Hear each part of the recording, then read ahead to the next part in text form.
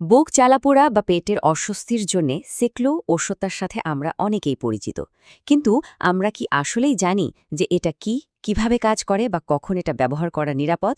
চলুন আজকের এই আলোচনায় আমরা সিক্লোর ব্যাপারে একেবারে খুঁটিনাটি সবকিছু জেনে নিই।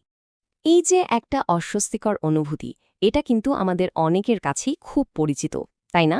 এটা কিন্তু দৈনন্দিন জীবনটাকে বেশ কঠিন করে তুলতে পারে। আর সেক্লো ঠিক এই ধরনের সমস্যার সমাধান দিতেই ব্যবহার করা হয়। তো তাহলে চলুন একদম গোড়া থেকে শুরু করা যাক। প্রথমে জেনে নিই এই সেকোলো জিনিসটা আসলে কি আর কেনই বা এটা ব্যবহার করা হয়। আমরা বেশিরভাগ মানুষই কিন্তু ওষুধটাকে সেক্লো নামেই চিনি, কিন্তু একটা মজার ব্যাপার হলো সেক্লো কিন্তু আসলে ওষুধটার নাম না, এটা হলো একটা ব্র্যান্ডের নাম। এর আসল যে উপাদান মানে জেনেরিক নাম, সেটা হলো ওমিপ্রাজল।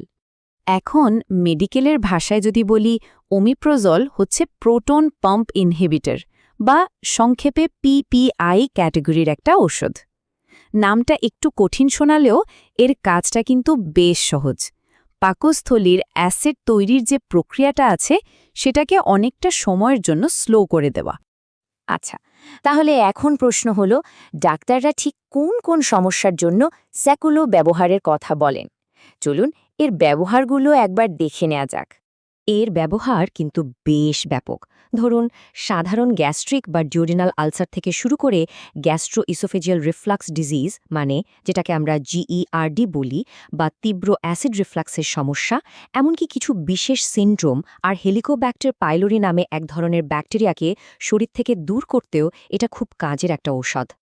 আচ্ছা, ঔষধটা তো খাওয়া হলো, কিন্তু এটা আমাদের শরীরের ভেতরে গিয়ে ঠিক কী করে, কিভাবে আমাদের আরাম দেয়? চলুন এবার সেই প্রক্রিয়াটা একটু সহজ করে বুঝে ফেলি। এর কাজ করার পদ্ধতিটা বোঝার সবচেয়ে সহজ উপায় হল পাকস্থলীর অ্যাসিড পাম্পের কথা ভাবা।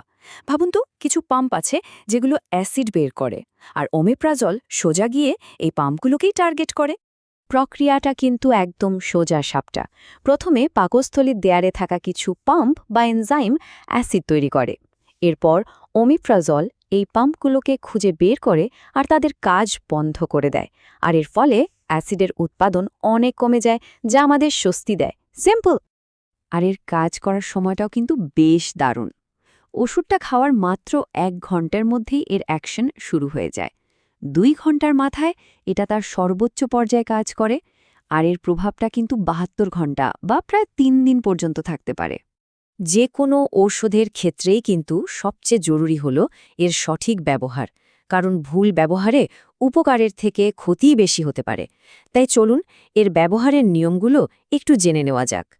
এই টেবিলটা কিন্তু খুব জরুরি একটা বিষয়, আমাদের চোখে আঙুল দিয়ে দেখিয়ে দিচ্ছে। দেখুন, ব্যাপারটা এমন না যে সবার জন্য একই ডোজ।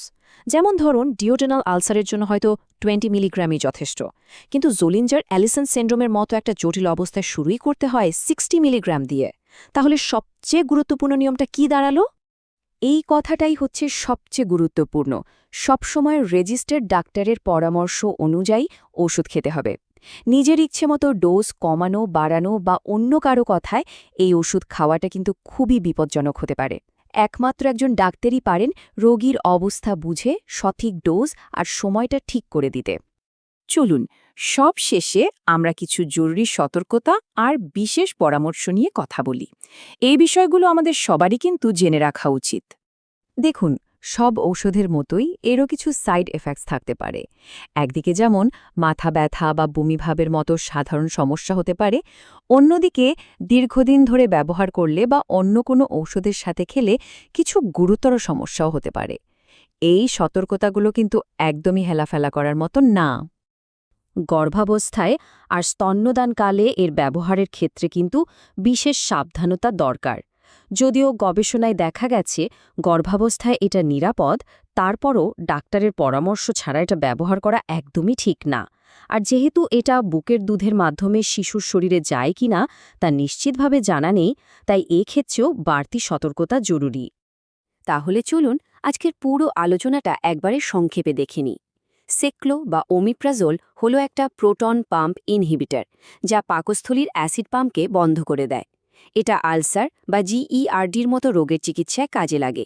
আর সবচেয়ে গুরুত্বপূর্ণ যে কথাটা মনে রাখতে হবে তা হলো এটা সবসময় একজন রেজিস্টার্ড ডাক্তারের পরামর্শই খেতে হবে। এই সব তথ্য জানার পর স্বাস্থ্য নিয়ে সচেতন থাকার জন্য আমাদের পরের ধাপটা কি হতে পারে? দেখুন, যে কোনো ঔষধ সেটা যত সাধারণই মনে হোক না কেন, ব্যবহারের আগে কিন্তু সেটার ব্যাপারে ভালোভাবে জেনে নেওয়া আর ডাক্তারের সাথে মন খুলে কথা বলা, এটাই কিন্তু সবচেয়ে বুদ্ধিমানের কাজ। কারণ দিন শেষে স্বাস্থ্যের দায়িত্বটা আমাদের নিজেদেরই নিতে হবে।